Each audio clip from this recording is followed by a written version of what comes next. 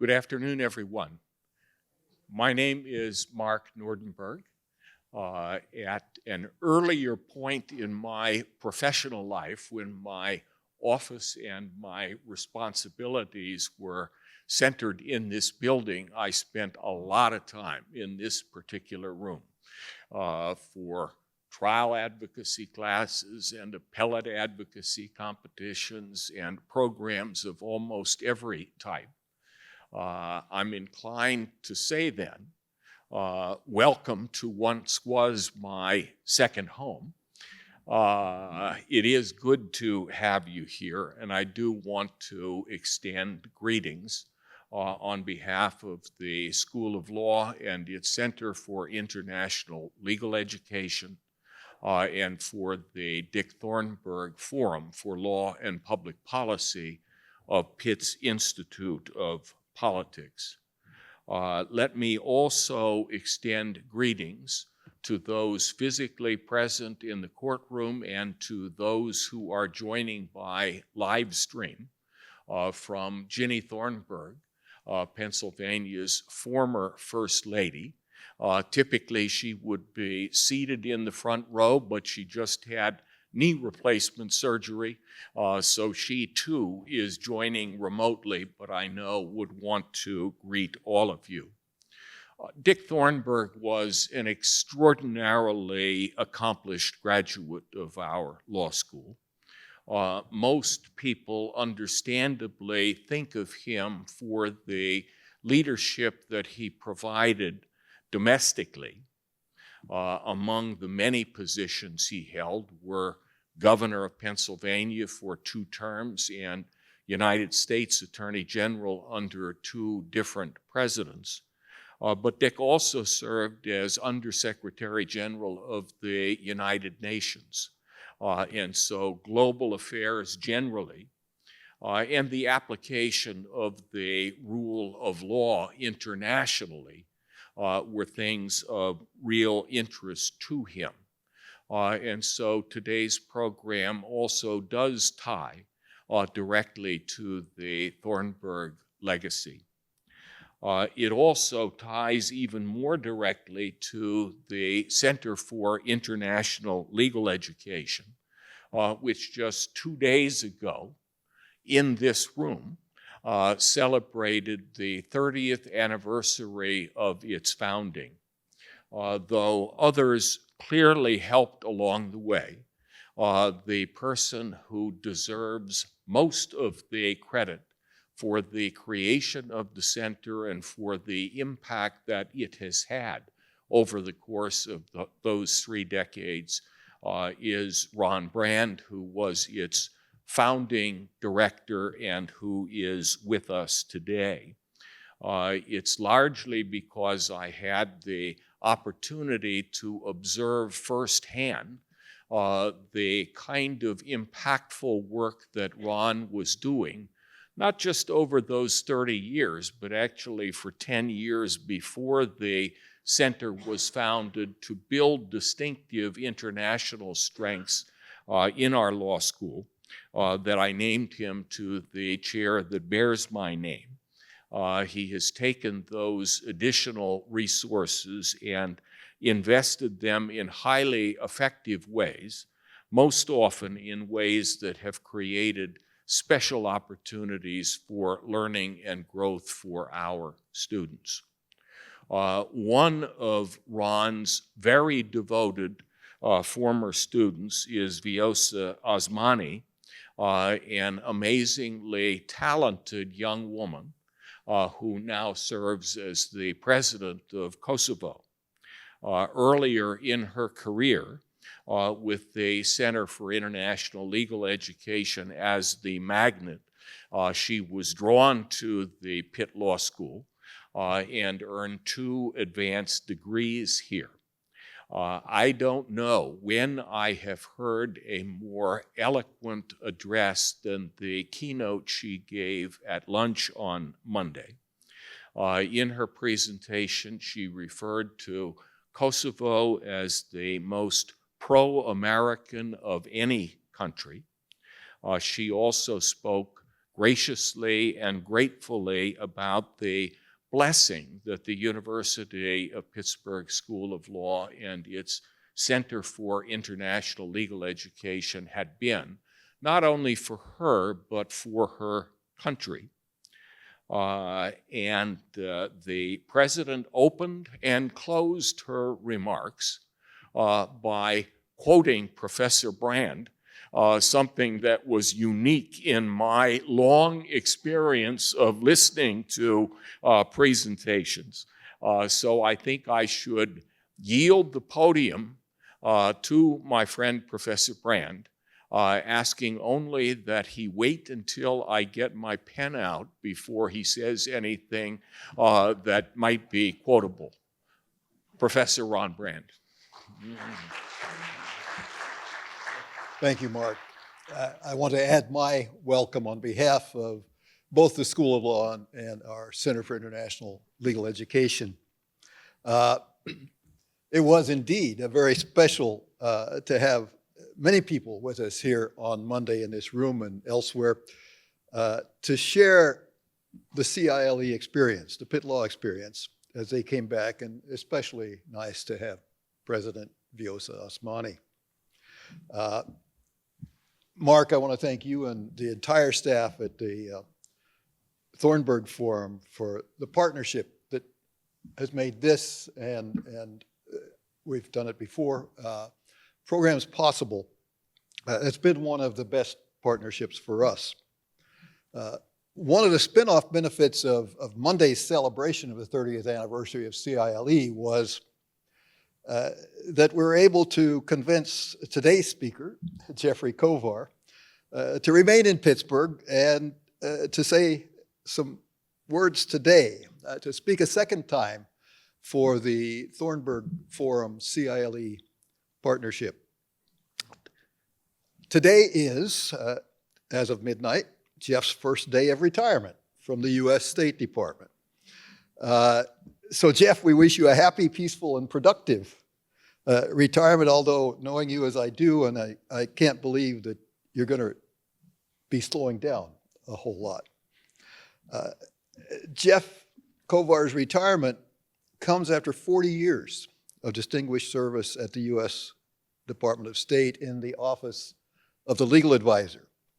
Most recently, as Assistant Legal Advisor for Political and Military Affairs, he led advice to the Secretary of State on matters involving international humanitarian law, which is, of course, the nice-sounding name for the law of war.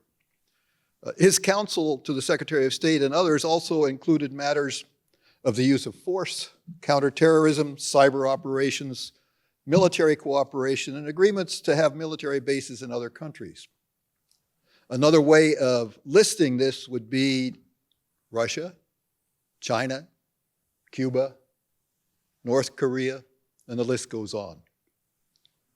He dealt with sensitive intelligence operations and weapons sales and transfers under the Arms Export Control Act and the International Trafficking in Arms regulations. Mr. Kovar's career in the Office of the Legal Advisor has demonstrated an amazing breadth of understanding, experience, and expertise. This includes virtually the entire realm of public and private international law, from human rights and refugees to environmental protection to outer space, Antarctica, investment, claims and disputes, judicial cooperation, family law matters, and commercial law. Some of you were with us last October when Jeff Kovar spoke on NATO at 75 and the importance of alliances in U.S. foreign policy. His talk then provided important context for a lot of careful thought for all citizens of a troubled world. For me, and I want to get a little bit personal here, having Jeff at Pitt Law is always special. I consider Jeff to be a colleague, a friend, and a mentor. For over 30 years, I've been a member of the U.S. delegation that has represented our government in the work at the Hague Conference on Private International Law, where we've completed 2 treaties on judicial cooperation and are working on a 3rd one. That process began in 1992 with a U.S.-initiated effort to prepare a convention on jurisdiction and the recognition of foreign judgments.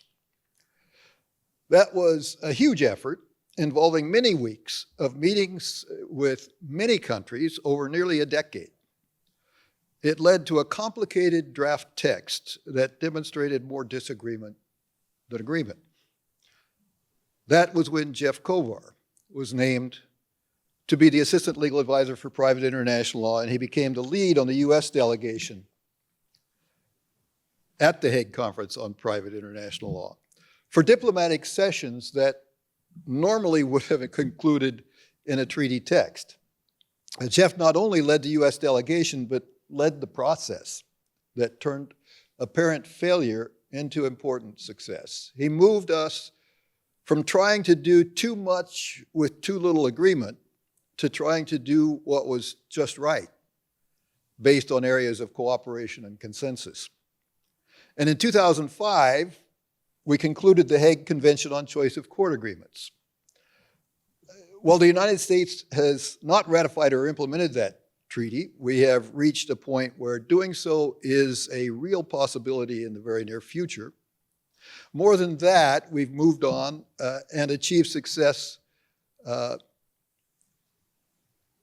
at the Hague Conference by completing a 2019 convention on the recognition and enforcement of judgments, and I'll be back there in a couple of weeks where we're negotiating for a convention on concurrent proceedings in courts in different states. It may be that that type of projects and the Hague Conference are not the international relations that receive front page attention or result in viral posts on social media. But I believe they are at the core of international efforts for human and state-to-state cooperation. What I saw in Jeff Kovar when I worked side by side with him on these projects over a period of years was true leadership. That process has consistently reminded me that a nation is not defined by a single person or by a small group. It is defined by a consistently and constantly developed process of leadership in the ranks of all the departments and agencies that represent the nation. Working with Jeff and those like him have taught me that national leadership is not defined by one person or one political party or one executive administration. It is defined by a multitude of leaders who take on difficult tasks on a daily basis, demonstrating to the world the best of our nation's principles and policies. We continue to need leaders in the ranks who make life and the world better for all of us. I believe very firmly that they serve to prove exactly why dictatorship in the 21st century simply cannot work. They demonstrate why our founders worked hard to develop a system designed to prevent the accumulation of power in a single person or even in a few persons. I mentioned that I consider Jeff to have been a mentor to me. While we worked closely together for a brief period of years, our paths have continued to cross, and each time it does, I'm reminded of just how he has been a mentor to so many. Leadership in today's world is not a matter of power over others. And the recent visit of President Vjosa Osmani demonstrates that fact. She, as president of one of the world's smaller nations, has had an oversized impact through her relationships with other leaders throughout the world. And today that is demonstrated with her being in Copenhagen, where she is helping establish the European political community. If you heard earlier this morning on the news about drones over Denmark, that's why the drones are over Denmark. There are a lot of heads of state there. Jeff Kovar's work as a public servant in representing the United States to the world has demonstrated the best of leadership in a system that requires the recognition not of power, but of the sovereign equality of states. Jeff and others like him in our government have led not by bullying with power, but by careful preparation, then applied through consistent humility and a constant sense of justice. So it's a very special privilege for me to ask you to join me in welcoming once again to this room my friend and a consummate servant leader, Jeff Kovar. Thank you very much. Thanks, Chancellor Nordenberg and Professor Brand and the CILE and the Pitt Institute of Politics and the Thornburgh Forum for inviting me to speak to you again here at the University of Pittsburgh. I really enjoyed speaking last year on the occasion of NATO's 75th anniversary about the importance of alliances to U.S. national security. Current events give good reason to return to some of the premises of that presentation and advance further those and related themes. It's truly an honor to be here on the very first day of my retirement, after, as Ron said, 40 years of service to the people of the United States and as a federal employee. So I hope you'll find my perspective useful and thought-provoking. We're meeting at a time of disruption, chaos really, in our public life, our federal institutions, and our international alliances. Something foundational feels unsettled. National institutions are being attacked and eliminated. Funding for international institutions and alliances is being drastically cut back or eliminated. The United States is leaving international institutions where we were a founding member and have typically been a central player. The highest spokespeople for the executive branch are using the language of vitriol, mockery, and condemnation to communicate to the public, to the courts, and to international leaders and political opponents. Public suspicion rather than public trust seems to be the mood of the day. Now, some of this may be a reflection of the changes and disruption in daily life, communities, jobs, and the wider economy caused by the relentless pace and impact of new technology. But some of it surely is also a reflection of the political approach of the present administration. Yet in some ways at least, it should not be entirely surprising. For decades now, there's been a widespread and festering belief that government itself, the very idea of a strong and effective public sector, is a fundamental problem. We've lived for decades under the shadow of a slogan, and you all have heard it: big government is bad. It's been repeated so often that many no longer question it. In some circles, it's even gospel. A similar narrative has also hung over public perceptions in this country about treaties, the United Nations, and international institutions. In recent years, the Senate has virtually stopped, or at least slowed to a trickle, providing advice and consent to international treaties. Although advice and consent to treaties is one of Congress's enumerated roles in the Constitution, protecting sovereignty is often put forward as the reason to oppose treaties.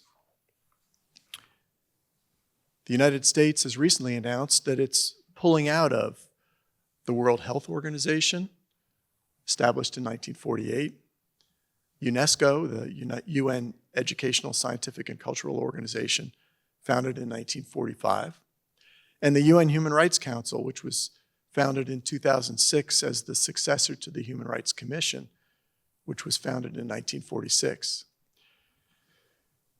But even this situation has deep roots in our political life.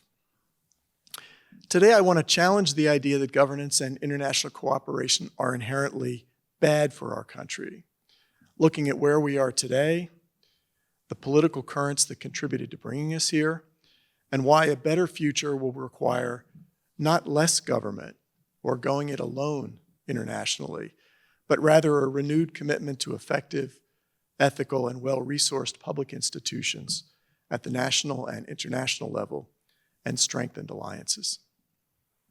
So let's start by looking at the federal government. Is it really the problem? In my experience, the problem isn't that government is too big. If size alone were the problem, then we would need to break up the Departments of Defense and Homeland Security. After all, they're the first and third largest of our government agencies. Of course, every organization, whether in government, in business, in finance, in nonprofit sector, sports, education, and religion, all can benefit from smart and ongoing review, renewal, redirection, reorganization, and streamlining. But in my view, our current problem with government is not that it has suffered uncontrollable growth and bloat. In fact, the total number of civilian federal employees remains pretty much unchanged since 1970 at around 3 million. Now, when compared to the population of the United States, the number of federal employees has shrunk dramatically. It was already dramatically lower in 2025, before the current cuts, than it was in 1970. It was down from 1.4% of the population of 203 million 55 years ago to less than 1%, 0.88% of our population today of over 340 million. That's about a 38% reduction, if my math is right. Now, the current administration has caused about 275,000 more people to leave federal service. That's an additional about 9% cut, and the cuts are continuing. In my view, the problem is the opposite of what has been portrayed. Right now, we're witnessing our government being weakened, hollowed out, and demoralized. Can we still take for granted that our government will be able to manage some of the most complex challenges of modern life? We're proud to be the most powerful and capable country in a very challenging and dangerous world, but we're actively handicapping our ability to remain that way. Now, one of the clearest examples of what I consider this reckless slashing is the activities of the DOGE, the Department of Government Efficiency.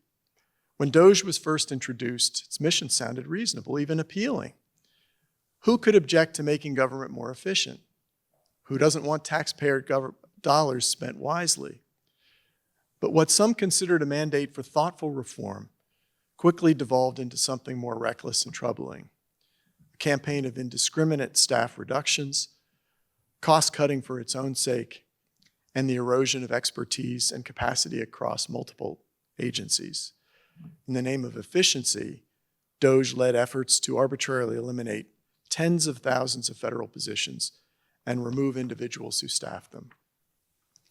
Now, this wasn't based on performance metrics or careful cost-benefit analyses. It wasn't carried out by individuals who understood the mission and work of the agencies they were targeting, or who were guided by specific policy and program blueprints. Often it occurred with little more than spreadsheets and the mandate to slash. Offices were gutted, long-serving civil servants were forced into early retirement or laid off. Institutional memory was pushed out the door. Critical functions, from environmental inspections to cybersecurity oversight to public health preparedness, were disrupted or delayed. Agencies were shut down. Even if there'll be some short-term savings from these cuts, they will come at long-term domestic and international public costs, delays in disaster response, loss of scientific capacity, weakened enforcement of laws, and spreading of disease and insecurity. Inevitably, to restore even some of these functions, ad hoc contracting and outsourcing will have to replace cheaper and more reliable in-house capabilities. And in the process, a generation of talented, dedicated federal employees around the country, Americans who believed in public service as a calling, were told in essence their work didn't matter. DOGE's impact has been particularly severe in the parts of the foreign affairs agencies that have been engaged in humanitarian relief, development assistance, and coordination. It took less than a month to shut down the U.S. Agency for International Development, a cornerstone of U.S. soft power created under the Foreign Assistance Act of 1961 to be the primary U.S. agency for administering foreign aid and development assistance. USAID's mission was rooted in Cold War strategy for promoting political stability and economic growth in countries around the world to counter the influence of communist countries like the Soviet Union and China.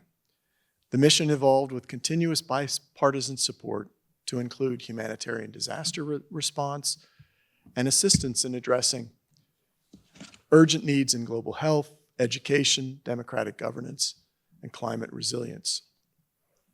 Thousands of expert, dedicated professionals who, like all of us with mortgages to pay and children to support, have now been thrown out of work. At USAID alone, nearly 10,000 people were fired, and termination of the international aid programs they managed has been estimated to lead to 60,000 job losses around the world. Whatever the effects of the cuts on people implementing these programs, there will be an even greater impact on the people who would have benefited from them.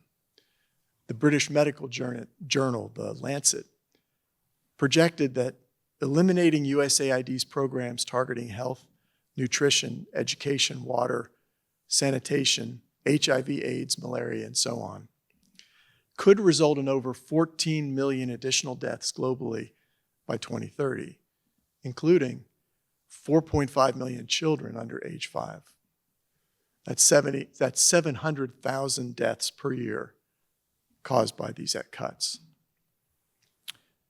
Now, I recognize that DOGE is seen by many as the avenging angel, so to speak, for the belief that we discussed earlier that government by default is going to be wasteful and bloated. And my own Pittsburgh mom, she's not around to comment anymore, but in my first year of work, she visited my office in Washington, which in that time was in sort of a shabby satellite building. She looked around and she said, "Thank God you don't work in a Taj Mahal."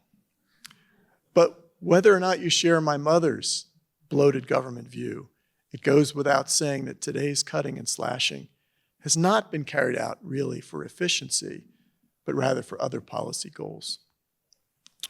So what is government good for anyway?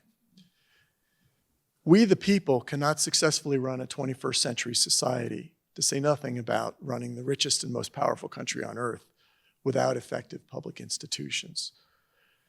Yes, government has to be transparent, it has to be accountable, it must be constantly seeking to eliminate duplication, prevent waste, and improve outcomes. But without experts who are invested in the mission of each office and agency, without investment, without trust, without the rules of law, no government can function. If we are content to decimate the federal workforce, we can't be surprised when infrastructure crumbles, social services fall behind, agencies fail to respond adequately in moments of crisis. Corruption takes over, we lose our international friends to our enemies, and national security is threatened. We cannot keep saying that government doesn't work while systematically destroying its ability to do so. Government is not a business, and it shouldn't be run like one.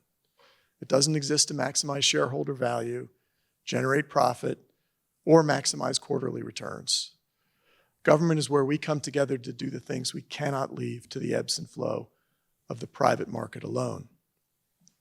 Through government, we the people invest in our common future, building infrastructure, funding science, ensuring clean air and water, educating our children, ensuring justice, providing common security, protecting the vulnerable, and responding to crises. Government is how we take collective action, how we invest in what the private sector cannot or will not do on its own. But we can't do any of this if we treat public servants as expendable, as inherently a cost, and not a benefit. So how should we reshape government for the future? Not by recklessly shrinking it or outsourcing its functions to tech platforms or to private equity firms. We should reshape government by building its capacity, investing in its people, and demanding competence and transparency. We need to rebuild the state better, not dismantle it. Let's turn now to the role of government in international affairs. Last year, I talked about the incredible history of the creation, development, evolution, and expansion of NATO over the last 75 years, and how it continues to be the bedrock of our national security through a common treaty that provides for a collective security obligation among all of its 32 member states, and the infrastructure to deliver that common security. I also talked about the importance of our non-NATO allies around the world and how the United States has also built these other alliances into partnerships that enhance our national security. But our essential alliances and partnerships have not only been military in nature. Following World War II, the U.S. led the creation of the United Nations, the World Trade Organization, the World Bank, the World Health Organization, the UN Human Rights Commission, the World Intellectual Property Organization, and dozens of other global and regional organizations that promoted U.S. interests in national security, market growth and prosperity, free and fair trade, and common rules and legal frameworks to deliver them to us. The current U.S. government policy that applies the DOGE move fast and break things approach to our relations with foreign countries, including our closest allies, treaties, and international institutions, threatens the foundations of our national security. In addition to the cuts at USAID that we've already talked about, the administration has announced that it was canceling the remaining $3.2 billion in humanitarian development assistance funds already appropriated by Congress for fiscal year 2025, which just ended yesterday, plus $520 million in funding from multilateral institutions such as the UN, UNICEF, WHO, the UN High Commissioner for Refugees, the World Bank, the International Monetary Fund, regional development banks, global organizations addressing HIV/AIDS, and agencies such as the Green Climate Fund, addressing climate change, as well as $393 million for international peacekeeping in countries such as Mali and Lebanon, which are facing ISIS and Hezbollah threats, and the Democratic Republic of Congo, Syria, Kosovo, and South Sudan. I know that's a long list, but it's really only a partial one. Much of this funding represents mandatory annual dues, as well as long-standing and congressionally appropriated voluntary contributions. The White House dismissed all these programs as woke, weaponized, and wasteful. And the Secretary of State said that none of these programs are in America's interest, which is why the President is taking decisive action to put America and Americans first. Now, just as with cuts to domestic federal agencies, some Americans instinctively cheer these actions. But why is that? Let's look at the roots of our pulling back from international alliances and cooperation, starting with World War I. The First World War was called the Great War, or the War to End All Wars, because of the unprecedented slaughter and destruction and death that it caused, the horrors. After the war, the United States played a major role in crafting the Treaty of Versailles in 1919, which officially ended the war. The treaty established the League of Nations as the first global cooperative body aimed at preventing future conflicts between states and promoting common economic and social progress. However, the U.S. Senate, led by isolationist members, refused to ratify the treaty. A consistently stated fear was that joining the League of Nations would entangle the U.S. in foreign wars without congressional consent. The Senate's rejection of the Treaty of Versailles was a turning point in American foreign policy, ushering in a period of isolationism during the 1920s and 30s, also characterized by the high tariff walls of the Smoot-Hawley Tariff Act. The United States deliberately distanced itself from European and Asian conflicts, avoided military alliances, passed restrictive immigration and neutrality laws, and was convulsed with catastrophic race riots and a revival of the Ku Klux Klan. This isolationist attitude persisted until the attack on Pearl Harbor in 1941, which forced the U.S. into World War II and shifted public opinion toward renewed international engagement. The end of the Second World War saw the United States lead the creation of the United Nations, the International Monetary Fund, the World Bank, the General Agreements on Tariffs and Trade, which later became the World Trade Organization, NATO, the Food and Agriculture Organization, the International Commercial Aviation Organization, and many others. Our objectives were to prevent another world war, contain Soviet expansionism, promote open markets and capitalist economies, rebuild Europe and Japan, and secure global U.S. leadership without direct empire building. But the old isolationist attitude resurfaced again in 1951 when Senator John Bricker introduced a draft constitutional amendment that aimed to limit the president's authority to enter into treaties and executive agreements without explicit congressional approval. Senator Bricker quickly gained supporters in both parties, along with many civic groups, including the American Bar Association, many business and parental advocacy groups, the Daughters of the American Revolution, and the American Legion. Their stated fears were about presidential overreach. Treaties could be used by the president to override domestic law and the Constitution, that the president was using less formal executive agreements to bypass the Senate's treaty role, and that treaties could be used as a backdoor way to implement policies that both houses of Congress had not approved. For this last, Southern Democrats claimed that ratification of the Genocide Convention and the negotiation of the International Bill of Rights at the UN would be used as a backdoor to end laws enforcing racial segregation. In the end, the Eisenhower administration defeated the amendment by only one vote, after pledging not to seek ratification of the Genocide Convention and withdrawing from active negotiations of the International Covenant on Civil and Political Rights. We would have to wait another generation to join these two treaties, and only then with the caveat that they could never be enforced directly in U.S. courts. Now, as with the Treaty of Versailles, the fight over the Bricker Amendment left a lasting impact. Presidents and lawmakers became more cautious and often remained hostile to treaty making, and future international agreements were often structured to avoid needing Senate ratification. The Bricker Amendment also sparked ongoing legal and political debates in both parties over the balance of power in foreign policy, contributing to the ongoing climate of skepticism toward international institutions. So let's return to the present.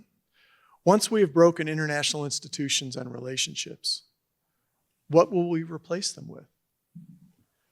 We live in a world of 8 billion people in over 190 countries, and we have economic and trade relations with virtually all of them. We also have U.S. military forces stationed in over 80 countries around the world. Will we no longer regularly participate in international alliances and organizations? Will we be reduced to carrying out our diplomacy unilaterally through threats, tariffs, and sanctions?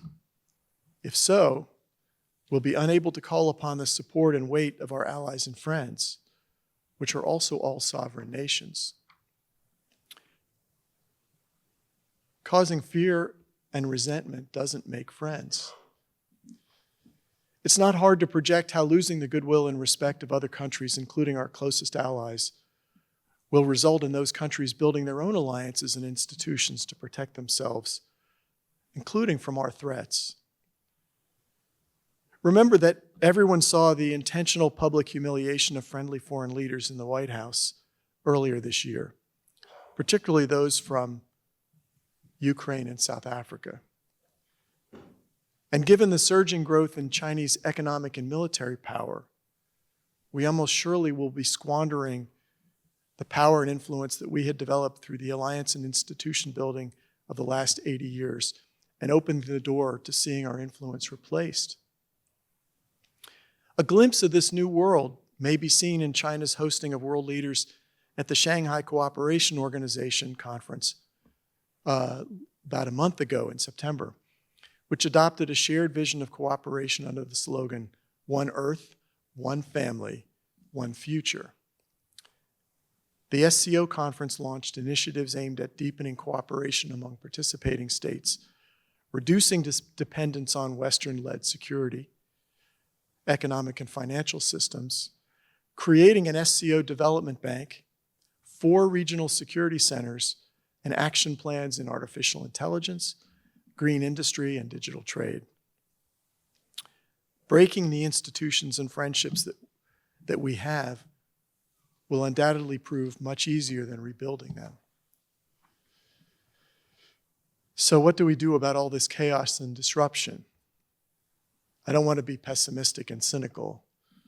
We live in a time where irony, cynicism, and casual cruelty are easy.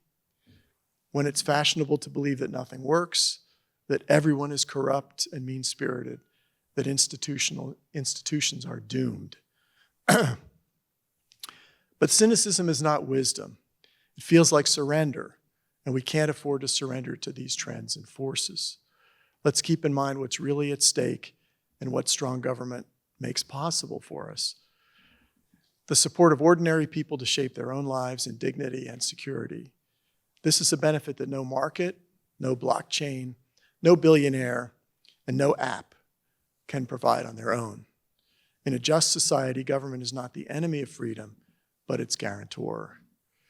This is not because it controls us, but because it empowers us.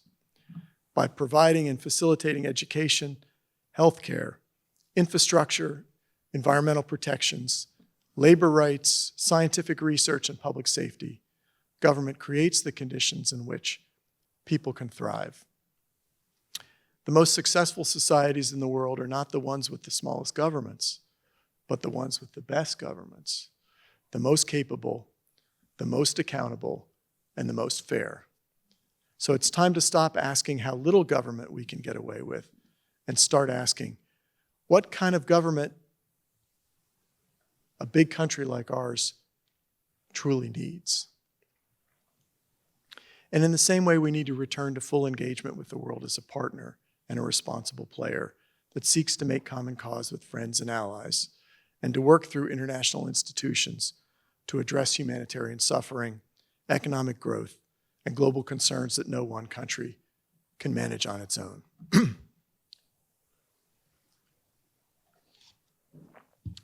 Let me say that I'm making these remarks from the standpoint of my experience of 40 years in the federal government, and specifically the Department of State. Federal government service was not something that was widely advertised as a career path when I was in law school, but I had a strong urge to serve the public interest. I was looking for meaning in my legal career, and I found that in the State Department's Office of Legal Advisor. My colleagues there and I worked very hard with long hours, and that feeling of working for a larger public interest, working to make the United States and the world better places, was a palpable motivator for all of us. In my experience, this was also true of civil service and foreign service personnel throughout the State Department and in other federal agencies. I was a legal diplomat, and it always made me proud to shake someone's hand from another government as the representative of the United States. I could feel the responsibility and importance of representing our interests to the best of my ability. We must work to restore the conditions under which talented Americans want to make a career of public service. So let's reject the lazy rhetoric that paints government as the problem. Let's stop repeating slogans and memes that have the effect of disempowering the public by denying them the public institutions they deserve. Let's rebuild a government and our institutional alliances and partnerships that are worthy of the trust we want people to have in them. And let's restore public service as something to be proud of. Not a punchline, but a promise. To those in tech, I say, innovate, but build with the public good in mind. To those in finance, invest, but remember that effective markets are made possible by rules, stability, and institutions. To the public, stay engaged, vote, participate, organize, hold leaders accountable, but also support the building of better institutions. Because government is not the problem, it's part of the solution. Thank you very much. Let me thank Jeff again and say he and Ron and I got together for lunch yesterday, and we were talking about some of these concepts. And I asked, well, what really is it that the federal government does that we depend upon? What is in some ways the counterweight to the notion that we should make government so small that you could drown it in a bathtub? And I went back to my office and I jotted down some examples. The Veterans Administration provides healthcare services to more than 9 million veterans at close to 1,400 facilities. That can't be done without people. The Department of Agriculture last year conducted 7.7 million food safety and food defense procedures across more than 7,000 USDA regulated establishments. It inspected 163 million head of livestock. Here's one I really liked. 9.8 billion poultry carcasses and 2 billion pounds of liquid, frozen, and dried egg products. And the IRS, and we do need them, processed over 266 million tax returns. You just can't do those things from a bathtub. And of course, you can't do them unless you're organized to be effective and efficient as well. Now, I have more I can say, and I have more I can ask Jeff, but let me defer first to questions from the audience. Or, Ron, I saw you taking multiple notes if you want to. I'll defer to the audience as well for now. Hello.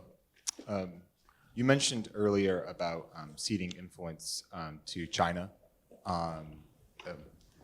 My question or my concerns around this is definitely in sub-Saharan Africa. We've seen many leaders strike economic and political deals with China. Do you see China's neo-colonial quest a threat to democracy there? That's a good question. Africa is the future of our world. By some estimates, the population of African countries together will be 1.5 to 2 billion people by 2030, and over 2.5 billion by 2050. And China is doing everything they can now to move into Africa and develop their influence. At the same time, there's proposals in this administration to reduce the American government footprint in Africa, sort of turn our backs on it. And we know that China is not a democracy, and it doesn't promote democracy. It promotes its own way of life, which is controlled by by the Communist Party, and that's a threat to our way of life.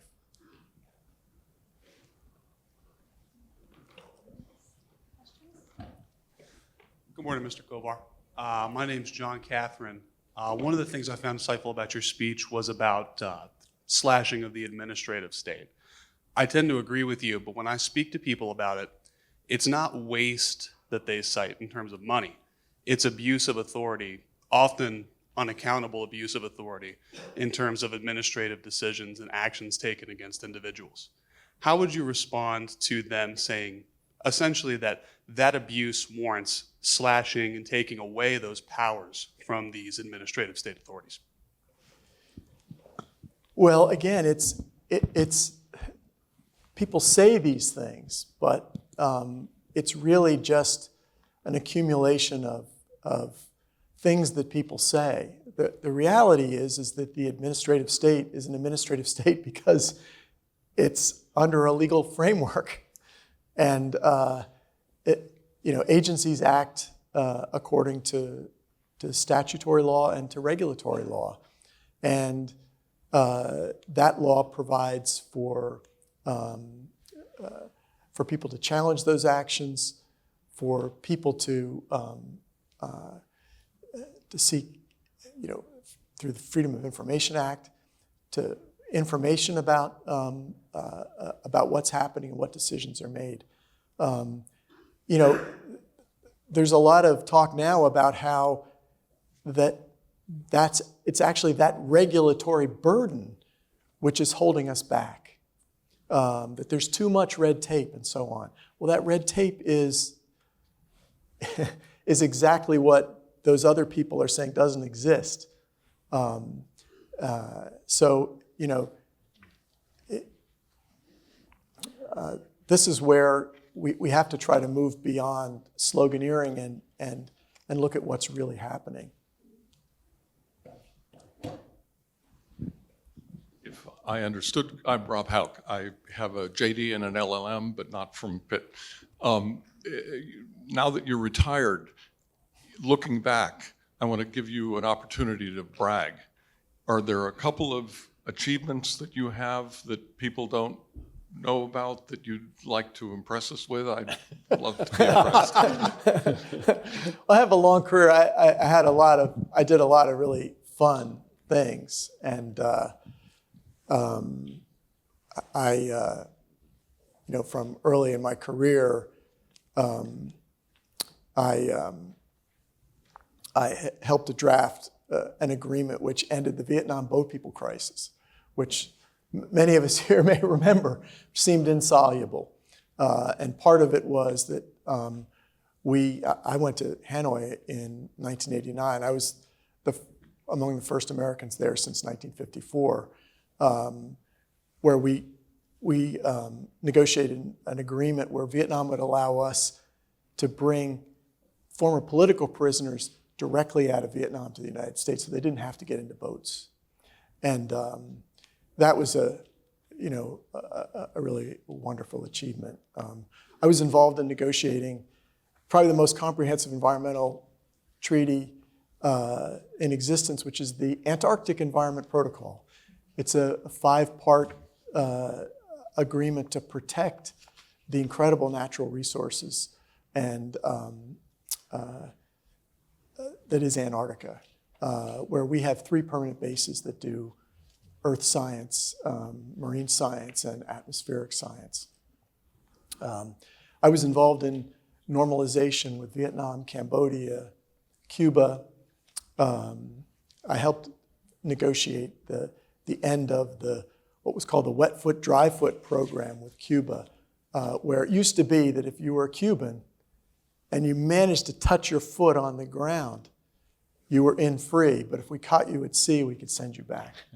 And as a result, we had huge numbers of Cubans coming across the border, and we negotiated that agreement to end that program.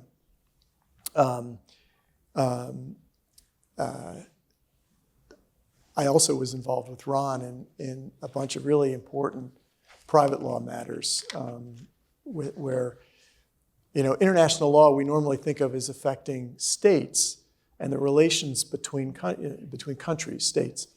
But we also have private international law which affects private transactions that go across borders, families, children, electronic commerce, other kinds of business. And so I worked on a number of things related to strengthening international arbitration, international mediation institutions. We did some of the first work on rules governing electronic commerce across borders. And we started to export the really innovated US legal ideas about secured transactions, which weren't known in most of the world.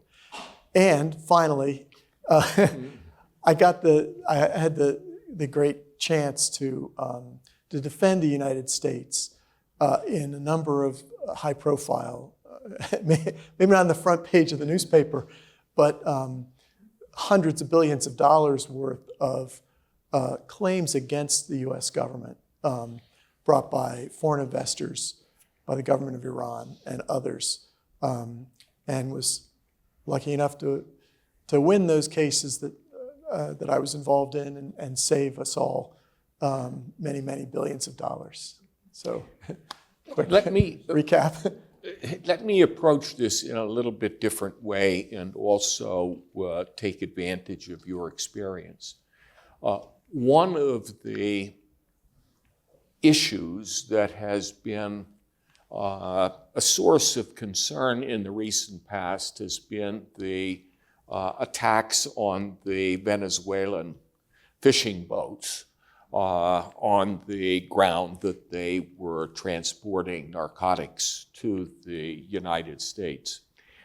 Maybe this is red tape, but as someone who was involved in providing advice with respect to military and political matters, how would something like that, a proposed action like that, typically be reviewed before it was put in place by the U.S. government? So I was not involved in the strikes on the, at least that we've seen in the news, 3 strikes against boats carrying narco traffickers, as it's been said. But when I was the head of our Office of Political and Military Affairs, I was involved in reviewing proposals to use military force in various parts of the world.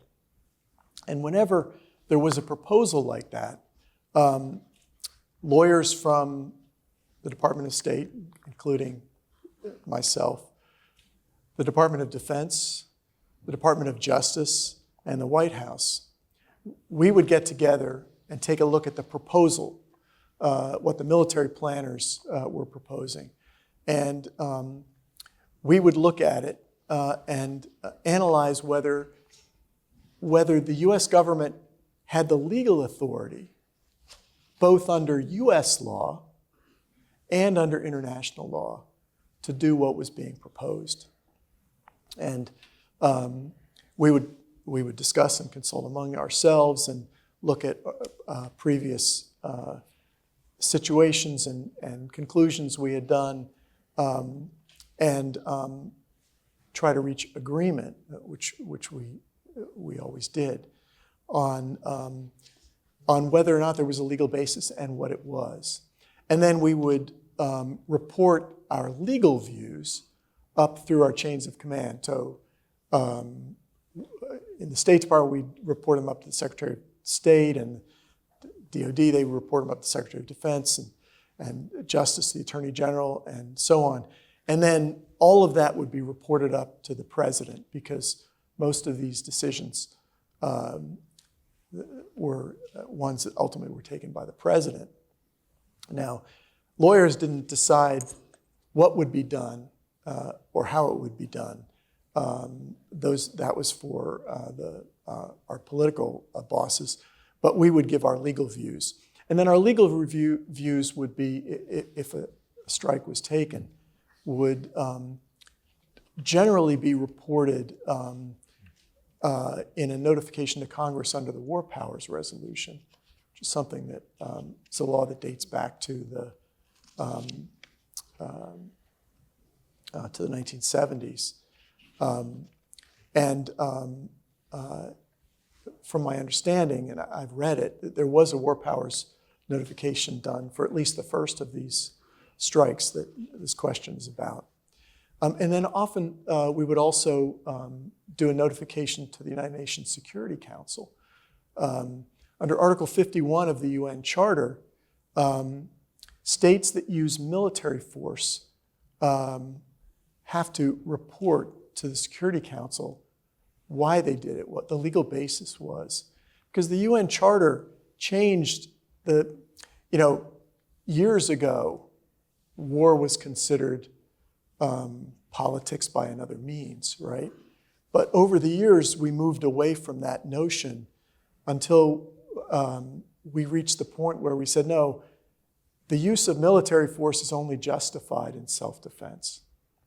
And so the UN Charter actually codifies that. There's only basically 2 bases under the UN Charter. One is self-defense, or coming to the self-defense of another country. And 2, if the UN Security Council, acting under its powers under Chapter 7 of the Charter has authorized the use of military force. We did that in Korea, for example, and the UN forces in Korea are under the Chapter 7 authorization. Or we did that in the first Gulf War when we led a coalition. It was authorized by the Security Council to drive Iraq out of Kuwait.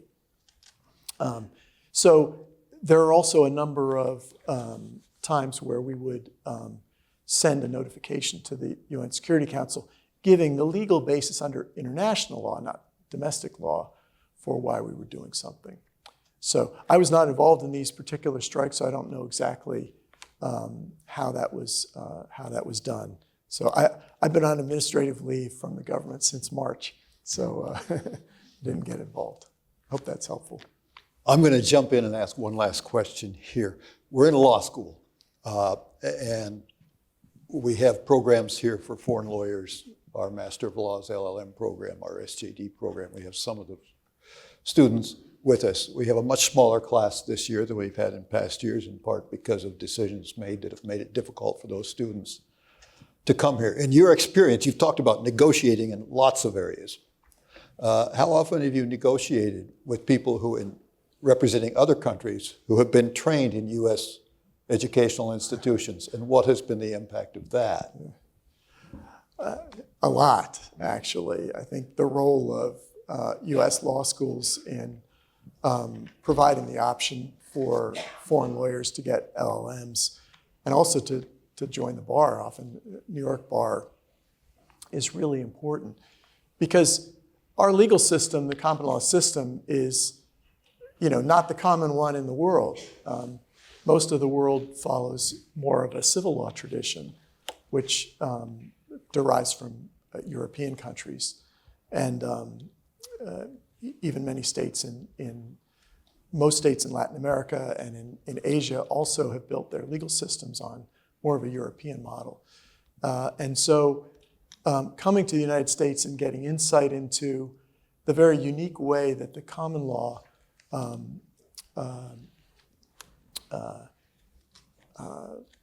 builds jurisprudence and the rule of law is very important for foreign lawyers to understand. What's really at its best, a system where there's a constant dialogue and development of the law among litigants, plaintiffs and respondents, prosecutors and defendants, and judges and state judges and federal judges, the Supreme Court. It's all a great jurisprudential dialogue. And at its best, that's how our legal system works. Well, given Ron's question, I probably should acknowledge that in the back row is Joan Dickerson, who I think may have been Pitt's first Fulbright scholar. So she can talk to you about the value of some of these exchanges too. One of the documents that we made available to those seeking continuing legal education credit was a letter/article published in the Atlantic and entitled A Letter to America's Discarded Public Servants. And it was written by William Burns, a career diplomat who served as the director of the CIA and as Under Secretary of State. And I think it's important because Jeff indicated at the very beginning of his talk that when he was in law school, there didn't seem to be much of an emphasis on public service. And we can worry now that the pendulum may, in fact, have swung to an even less desirable place. And I would recommend this article to you. And I'll only read his concluding statement. Well, the title of it is A Letter to America's Discarded Public Servants. You all deserved better. And he concludes by saying, after raising a lot of doubts about the direction in which this country is heading, that what I do not doubt is the abiding importance of public service and the value of what you have done with yours. And I know that you will continue to serve in different ways, helping to stand watch over our great experiment, even as too many of our elected leaders seem to be turning their backs on it. With appreciation to you and your families, Bill Burns. If you liked this program, and you've stayed with us, so you probably have, this is our kickoff for a year of programming by the Thornburgh Forum on Law and Public Policy. There is literature relating to our next program in the rear of the courtroom. It will be next Monday, October the 6th, in the University Club, where we're, okay, there it is. I see my assistants are way ahead of me. And we're bringing back Ben Cardin, who had a very distinguished 6-decade career in government leadership, most recently 3 terms as a U.S. Senator from Maryland. And he would say it all began here as an undergraduate at Pitt when he was a member of the Student Government Board. So you're all welcome at that program too. And of course, it's rare that we have an encore performance, but I'm glad that we got one today from Jeff Kovar. And I hope you'll all join with me in thanking him for coming back to Pittsburgh and sharing his thoughts with us.